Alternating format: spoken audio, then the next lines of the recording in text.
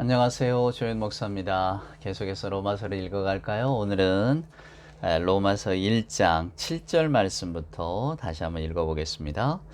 로마에서 하나님의 사랑하심을 받고 성도로 부르심을 받은 모든 자들에게 하나님 우리 아버지와 주 예수 그리스도로부터 은혜와 평강이 있기를 원하노라. 먼저 내가 예수 그리스도로 말미암아 너희 모든 사람에 관하여 내 하나님께 감사함은 너희 믿음이 온 세상에 전파됨이로다.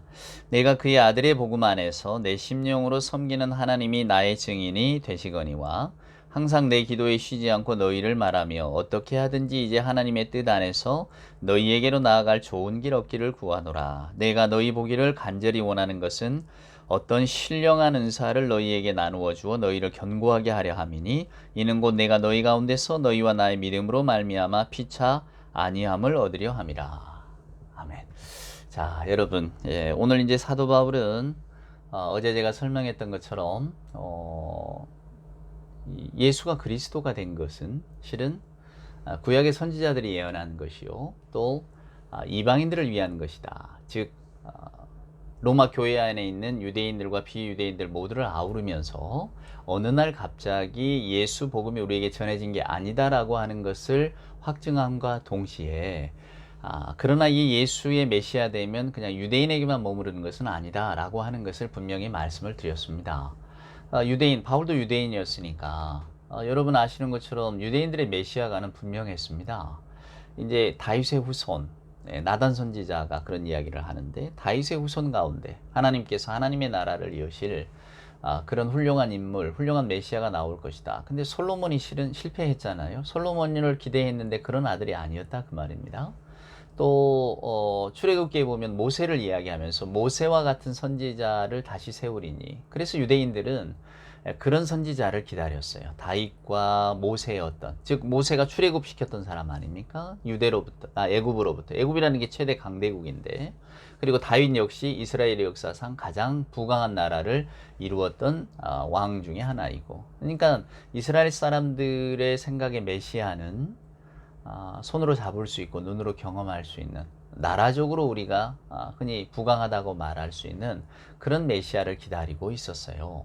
그런 메시아가 와서 우리 민족을 구원해 줄 것이다 라고 하는 것이 전통적인 유대인들의 메시아관이었다면, 오늘 다메섹 도상에서 바울이 만난 예수님은 그런 분이 아니셨거든요. 그러니까 바울도 말하잖아요. 내가 처음에는 예수님을 핍박했던 사람이라고. 그런데 내가 예수를 만나고 나서는 내 마음이 바뀌었노라고. 그러니까 오늘 바울이 말하는 게 그겁니다. 여러분 7절에 보면 로마에서 하나님의 사랑하심을 받고 성도로 부르심을 받은 모든 자들에게, 그러니까 여러분 모두에게, 로마 교회 모두에게 하나님 우리 아버지와 주 예수 그리스도로부터 은혜와 평강이 있기를 원하노라. 내가 여러분에게 간구하는 것은 은혜와 평강입니다. 하나님과 우리 주 예수 그리스도로부터 오는 은혜와 평강을 나는 여러분들에게 선물로 주고 싶고 그것을 위해 기도하고 싶습니다. 오늘 그 다음 구절을 계속해서 읽어보면 예수 그리스도로 말미암아 너희 모든 사람에 관하여 내 하나님께 감사함은 너희 믿음이 온 세상에 전파되었다. 즉 이 먼 로마에까지, 바울이 전한 복음이 아니었잖아요. 그러니까 자연스럽게 오순절 성령 사건 때 로마에 살던 사람들이 와서 듣고 또 예수 복음을 들고 가서 로마 안에서 스스로 예수를 믿는 교회를 만든 거 아닙니까? 사도 바울은 그거를 칭찬합니다. 여러분들의 믿음, 스스로 갖게 된 믿음, 이거 역시 놀라운 하나님의 은혜가 아닌가요? 9절에 보면 내가 그의 아들의 복음 안에서 내 심령으로 섬기는 하나님이 나의 증인이 되시거니 항상 내 기도에 쉬지 않고 너희를 말하며 어떻게 하든지 이제 하나님의 뜻 안에서 너희에게 나아갈 좋은 길 얻기를 구했다. 즉 사도 바울은 내가 로마 교회 여러분들에 대한 소문을 들을 때부터 나는 여러분들에게 가기를 결심하고 그 길을 찾았습니다 라고 하는 겁니다. 서두에 말씀을 드렸죠. 바울은 로마에 가서 로마 교인들하고 좋은 관계를 가지고 그가 이제 스페인으로, 이미 북반구에서는 다 전했잖아요. 소아시아 지역에서는 다 전했기 때문에 이제 그는 그가 가지 못했던 서쪽으로 가고 싶었던 겁니다. 그것이 목적이 스페인이었죠. 그러려면 그 교회가, 마치 안디옥 교회가 소아시아 지역을 바울의 1, 2, 3차 전도 여행을 다 후원하고 기도해 주었던 것처럼 이제는 로마 교회가 그것을 해주기를 원하는 거죠. 그런 마음으로 갈 때에 내가 그런 마음을 품게 된 것은 여러분이 있었기 때문입니다. 내가 여러분의 이야기를 듣고 얼마나 좋았는지 모릅니다. 그래서 나는 여러분을 위해서 날마다 기도했습니다. 그리스도의 복음을 전할 수 있는 전초기지가 되달라고, 내가 여러분들을 꼭 만날 수 있게 해달라고. 자, 그러면서 11절에 보면 내가 너희 보기를 간절히 원하는 것은 어떤 신령한 은사를 너희에게 나누어 주어 너희를 견고하게 하려 함이니 이는 곧 내가 너희 가운데서 너희와 나의 믿음으로 말미암아 피차 안위함을 얻으려 함이라. 내가 가지고 있는 신령한 은사를 여러분과 나누고 싶다 그 말입니다. 그 신령한 은사를 나누어 가지면 여러분이 더 견고해질 것인데 곧 내가 너희 가운데서 너희와 나의 믿음으로 말미암아 피차 안위함을 얻게 될 것입니다. 즉 이 신령한 은사를 나누어 가질 때에 우리 스스로가 서로 위로가 되고 우리가 안위함을 받게 될 것입니다. 우리가 그 안에서 믿음의 진보를 이루게 될 것입니다. 지금 이런 이야기입니다. 그럼 이제 우리는 궁금해집니다. 이 어떤 신령한 은사가 뭘까? 흔히들 이제 기독교 운동 가운데 은사주의 운동이 있어요. 그러니까 뭔가 우리가 일상에서 경험할 수 없는 신비로운 것이 나타난다는 거죠. 그래서 그 은사주의를 가지고 많은 사람들이 뭐 우러러 보기도 하고, 왜냐하면 현실에서 잘 경험이 안 되는 거니까. 근데 실은 그 은사주의 운동의 폐해는 결국은 그쪽으로만 흘러가 버린다 그 말입니다.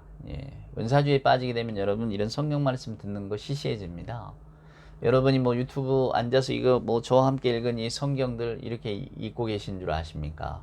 은사주의에 빠지면 이제 이런 게 시시하고요. 그냥 마치 몸이 붕붕 뜨는 것 같은, 뭔가를 내가 몸으로 체험하고 경험해야 되는 이런 것들을 찾아다니게 됩니다. 그게 은사주의의 폐해입니다. 그러면 마치 사상 누각 같아서 조금만 바람이 불어도 넘어져 버립니다. 바울이 오늘 나누고자 하는 신령한 은사는 그게 아니었어요. 여러분, 사도행전에 보면 베드로와 요한이 성전 미문에서 한 안진뱅이를 만납니다. 한 푼 줍쇼라고 하는 그에게 은과 금 내게 없지만 내게 있는 것을 네게 주마. 그것이 뭐였습니까? 나사렛 예수 이름이었잖아요. 그때 베드로와 요한은 이 안진뱅이를 이렇게 눈여겨봅니다. 서로 눈을 마주치면서 말을 하는 거죠. 은과 금은 내게 없다. 당신이 원하는 은과 금, 그 은과 금이 어차피 오늘 당신의 하루 양식을 해결하고 당신의 뭐 며칠 삶을 보장할지 몰라도, 그러나 내가 너에게 줄 수 있는 것은 영원한 생명이다. 그것이 바로 예수 그리스도의 이름이다. 이런 거였거든요. 사도 바울이 전하고자 하는 어떤 신령한 은사는 여러분, 그런 뭐 우리가 뭐 알 수 없는 일들을 행한다거나 세상 사람들, 복음이 뭔지 모르는 사람들이 보기에도 저게 성령을 받았다는데 저게 정말 놀라운 것이구나 라고 하는 것, 그것 때문에 만약에 어느 누군가가 그런 은사를 받았음을 자랑하고 그것이 현혹한다면 사랑하는 여러분, 이것은 엉뚱한 길로 빠져들게 되는 겁니다. 어떤 신령한 은사라고 하는 것은 우리가 알 수 있는 은사이지 나만 아는 은사가 아닙니다.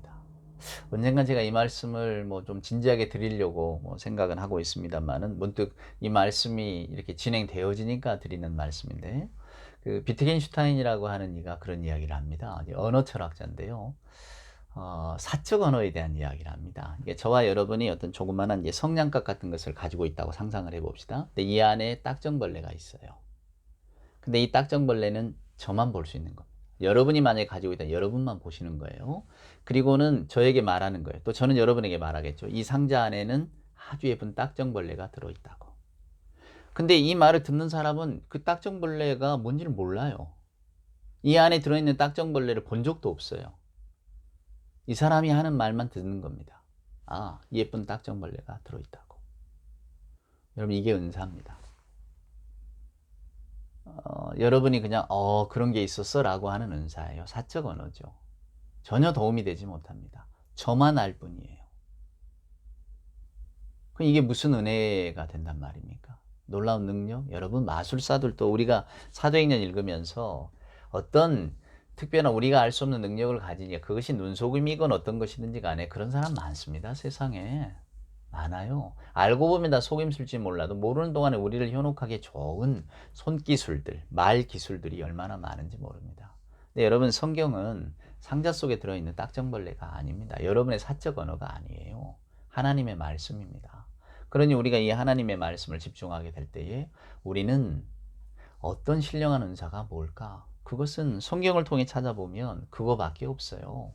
바울이 오늘 나누고자 하는 어떤 신령한 은사는 예수 그리스도입니다. 예수가 곧 그리스도라고 하는 거예요.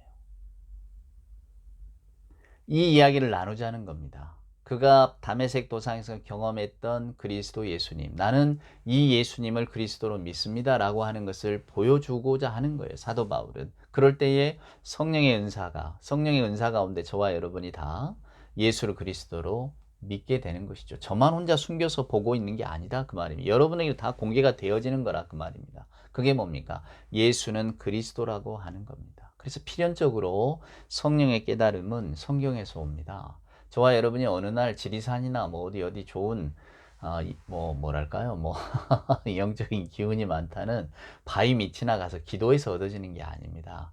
말씀을 통해서 저와 여러분에게 밝혀주시는 성령의 은사가 찾아올 때에 우리가 예수를 그리스도라고 고백하게 되어지는 겁니다. 물론 그것은 우리의 삶 가운데서 저와 여러분을 교회로 이끄는 여러 가지 어떤 그 방편들 가운데서 그리스도 예수를 만나게 하는 그런 방식도 있죠. 제가 아는 어떤 그 목사님은 학교를 하필 갔는데 미션 스쿨을 가게 됐답니다. 그냥 공부도 잘하고 잘했대요. 근데 집은 가난했기 때문에 학비를 안 내는 학교 찾다가 결국은 중학교, 저보다 한참 윗 선배시니까 공부 잘하는 중학교에 가게 되었는데 하필 그 학교가 미션 스쿨이어서 교회를 다녀야만 했답니다. 그리고 학교에도 매번 채플이 있고 근데 뭐 자기는 낯서니까 그냥 다녔대요. 근데 어느 날 선배 한 분이 야 나랑 교회 따라가자. 우리 교회 가면 예쁜 여학생들 많다.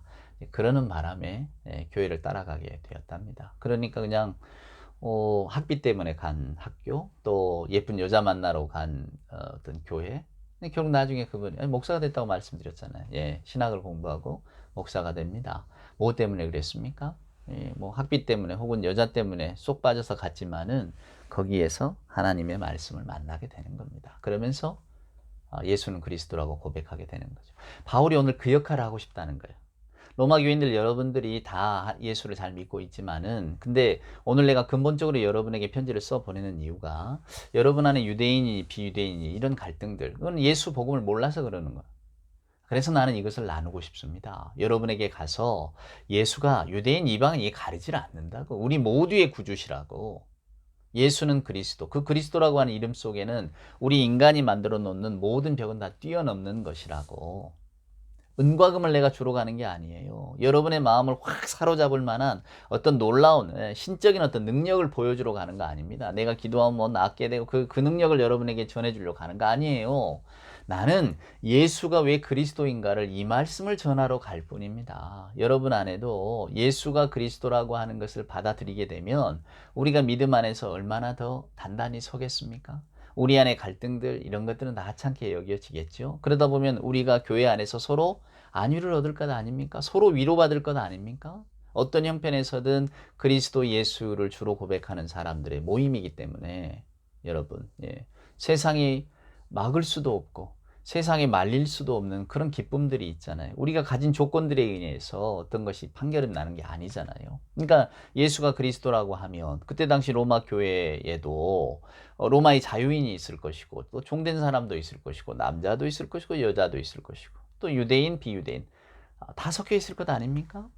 근데 그것이 아무 의미가 없게 된다 그 말입니다. 그것은 우리가 인간 세상을 살아가게 될 때에 필요한 것이지 하나님의 나라에서는 그 모든 것들이 아무 힘을 발휘하지 못한다는 것을 알게 되는 그것이 바로 예수 그리스도의 복음의 힘 아닙니까? 바울은 그 은사를 나누어 주고 싶다는 겁니다. 그 은사를 나누어 주기 위해서 나는 여러분에게 가겠습니다. 그래서 우리가 복음 안에서 서로 위로받고 하나가 된다면 여러분들이 나를 또 이 좋은 복음을 이 신령한 은사를 또 다른 곳에 나누라고 나를 보내주실 것 아닙니까? 나는 이 신령한 은사를 여러분과 나누고 싶습니다. 7절로 돌아가면 이 신령한 은사를 나눌 때 우리는 하나님 안에서 은혜와 평강을 누리게 됩니다. 라고 하는 겁니다. 여러분 그렇지 않겠습니까? 죄를 용서하시고 영원한 생명을 약속하시는 하나님의 은혜 그 은혜를 알 때에 우리에게 진실한 평강이 오지 않겠습니까? 세상에 살면서 우리가 어디에서 평안을 얻을 수 있단 말입니까? 잠깐의 평안, 잠깐의 기쁨은 너무나 많죠. 그러나 영원히 지속되는 것은 없잖아요. 바울이 오늘 그 이야기를 하고 있는 겁니다. 그 어떤 신령한 은사, 예수는 그리스도라고 하는 그 신령한 은사, 부활하신 주님을 직접 만난 내가 여러분에게 성경의 말씀을 빌어서 전해주고자 하는 그 은사, 그것을 저는 나누고 싶어서 여러분께 가고 싶습니다. 여러분께 가려고 합니다. 지금 그 편지를 미리 보내고 있는 거잖아요. 그래서 여러분 13절에 보면 형제들아 내가 여러 번 너희에게 가고자 한 것을 너희가 모르기를 원하지 아니하노니 이는 너희 중에도 다른 이방인 중에서와 같이 열매를 맺게 하려 함이로되 지금까지 길이 막혔도다. 헬라인이나 야만인이나 지혜 있는 자나 어리석은 자에게 다 내가 빚진 자라. 그러므로 나는 할 수 있는 대로 로마에 있는 너희에게도 복음 전하기를 원하노라. 나는 여러분들에게 꼭 복음을 전하고 싶습니다. 몇 번이고 내가 가려고 했습니다. 어느 날 문득 내 생각한 거 아닙니다. 수도 없이 가려고 했지만은 길이 번번이 막혔을 뿐입니다. 근데 이제는 꼭 가고 싶습니다. 내가 여러분을 만나서 꼭 할 말이 있기 때문입니다. 라고 하는 것이 15절까지의 내용입니다. 이제 다음 시간에는 16절, 17절을 나눌 텐데요. 아마 로마서의 가장 핵심되는 구절 중에 하나라서 여러분도 잘 기억하실 줄 압니다. 네. 15절, 16절, 17절 내가 복음을 부끄러워하지 아니하노니 이 말씀은 다음 시간에 배우도록 하겠습니다. 오늘도 주 안에서 평안하시기를 소원합니다.